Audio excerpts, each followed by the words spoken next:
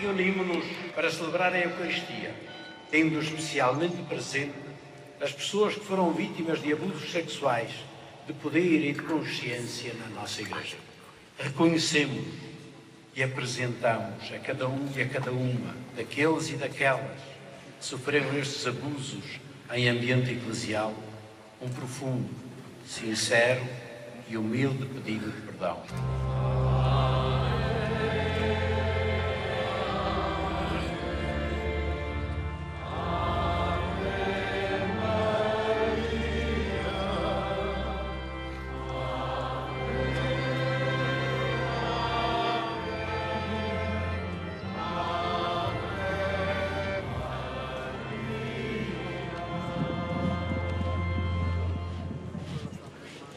Je suis au sanctuaire de Fatima, au lieu de pèlerinage catholique au Portugal, où la hiérarchie de l'Église vient de demander pardon pour les crimes sexuels commis contre des mineurs en son sein. Un sujet aussi brûlant que tabou dans un pays à 80% catholique, et je suis venue au Portugal pour en savoir plus. La demande de pardon organisée le 20 avril dernier à Fatima succédait au rapport publié 2 mois plus tôt par une commission d'enquête indépendante désignée par la Conférence des évêques portugais. L'enquête estimait le nombre de victimes à près de 5000 depuis 1950, un chiffre sous-évalué selon les experts de la commission. À l'issue de la messe de pardon, le président de la conférence épiscopale confirmait la création d'un organisme de soutien aux victimes et de possibles compensations financières. Uma das coisas fundamentais, a primeira é esta, é de acolher, acompanhar e tornar possível a reparação destas pessoas. E vamos fazer tudo. E também do ponto de vista económico, aquilo que for necessário. Nós não recusamos nenhuma dessas responsabilidades e o que oferecemos é um diálogo com as pessoas para saber exatamente em que modo é que possamos, é que podemos ajudá-las a reparar a situação que lhes foi causada com tanta injustiça e tanta dramaticidade.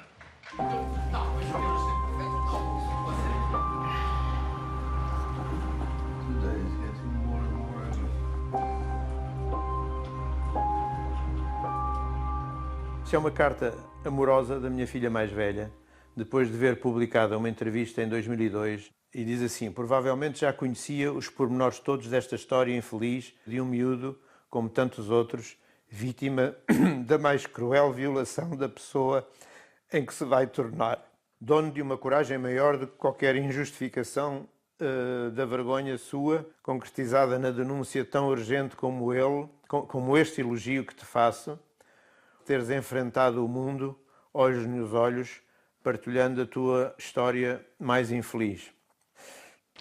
É bonita, não é? Antonio, 70 ans, est parmi ceux qui ont témoigné pour la commission d'enquête. Abusé dans des institutions religieuses entre l'âge de 10 et 12 ans, il est l'un des rares à oser en parler publiquement au Portugal. Membre d'une association de victimes de pédophilie dans l'Église, il veut aider celles et ceux qui ne sont pas parvenus à briser le silence.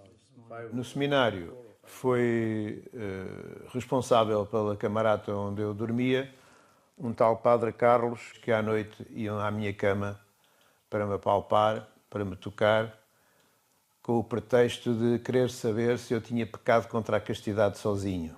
Gostava de me beijar com a língua boca adentro e chegou a dizer-me uma vez: vamos lá acabar com a marmelada que está na hora da oração.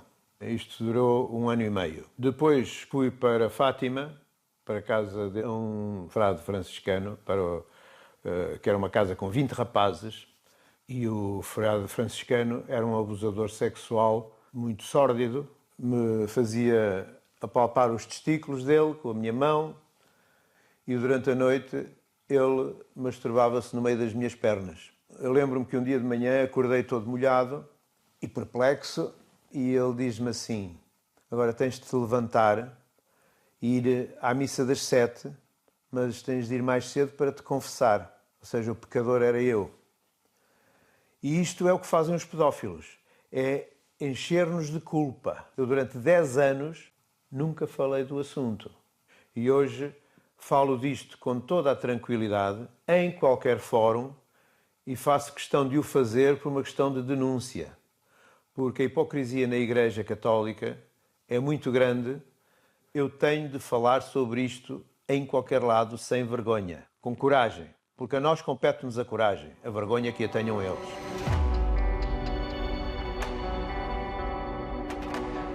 Depuis la publication du rapport de la commission d'enquête en février dernier, plusieurs membres du clergé soupçonnés d'abus sexuels sur mineurs font l'objet d'enquêtes et ont été temporairement démis de leurs fonctions. Ce qui n'est pas du goût des milieux les plus traditionnalistes du pays. La suspension du prêtre de cette église de la capitale a suscité l'indignation d'anciens paroissiens, dont cet avocat qui conteste la méthode de la commission d'enquête. Ficou logo, instantaneamente, para a generalidade da opinião pública, foi que havia quase 5.000 casos. Não se fazia distinções entre onde estava o anonimato ou estava acusações factíveis, digamos. O problema é fazer extrapolações para além daquilo que é. Como se diz no direito, até prova em contrário, toda a gente é inocente, não é? Fazer uma extrapolação no sentido quase de ataque político à Igreja, isso está errado. Des arguments que récuse cette sociologue membre de la commission d'enquête, dont le rapport résulte d'1 an de travail auprès des victimes présumées et du clergé.